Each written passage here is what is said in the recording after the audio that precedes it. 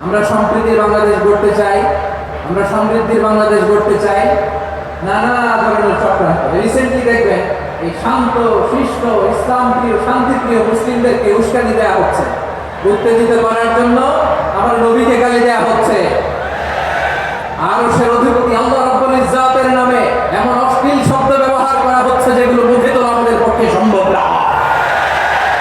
ভাইয়েরা, আমরা আজকে এই চাঁপাইনবাবগঞ্জের বিশাল ঐতিহাসিক তাফসীরুল কোরআনের প্রোগ্রাম থেকে এই ইন্টারিম গভর্নমেন্টের কাছে বিনীত আবেদন জানাতে চাই, আপনারা শান্তিপ্রিয় মুসলিম জনতার ধৈর্যের পরীক্ষা নেবেন না।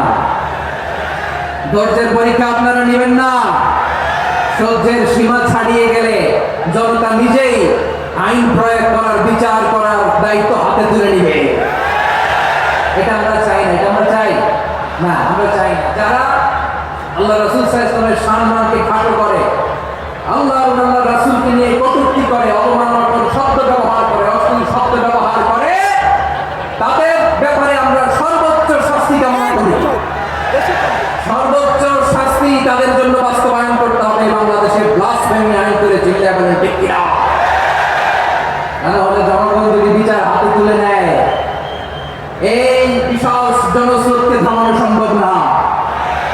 আমরা শান্তি চাই কি চাই না? আওয়াজ করে বলেন।